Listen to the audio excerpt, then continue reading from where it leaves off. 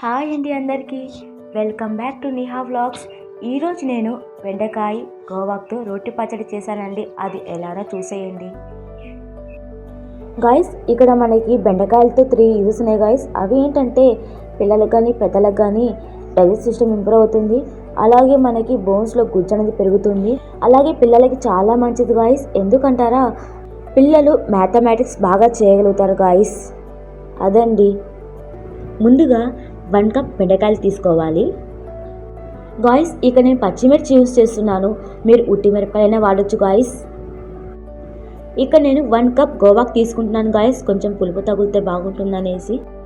ఇప్పుడు మనం గోవాకు అండ్ బెండకాయలు, కొంచెం పచ్చిమిరపకాయలు ఇలా లైట్గా బాయిల్ చేసుకోండి. పచ్చిమిరపకాయలు కూడా ఒక 3 తీసుకొని లైట్గా నూనెలో వేయించండి, కొంచెం పచ్చివాసన అనేది పోతుంది. తెల్లవాయలు ఇలా పచ్చిగా వేసుకోండి, కొలెస్ట్రాల్ తగ్గుతాయి పిల్లలకు కానీ పెద్దలకు కానీ. ముందుగా మనం రోటిలో వేయించి పెట్టుకున్న పచ్చిమిరపకాయలు తీసుకొని ఇలా దంచుకోవాలంటే కొంచెం సాల్ట్ కూడా వేసుకోవాలి. దీని ప్లేస్లో మీరు ఉట్టి మిరపకాయలు కూడా వేసుకోవచ్చండి, దాంట్లో ఏముండదు. ఇప్పుడు తెల్లవాయలు కూడా వేసుకొని దంచుకోవాలండి. మీరు అనుకోవచ్చండి, ఇంత కష్టపడే బదులు మిక్చర్ వేసుకుంటే సరిపోతుంది కదా అనేసి, కానీ రోటి పచ్చడిలో ఉన్నంత రుచి మనం మిక్సీ వేసుకుంటే వస్తుందా అంటే మీరే ఆలోచించండి. ఇప్పుడు మనం బాయిల్ చేసి పెట్టుకున్న అన్నిటినీ ఇలా వేసుకొని దంచుకోవాలండి మెత్తగా.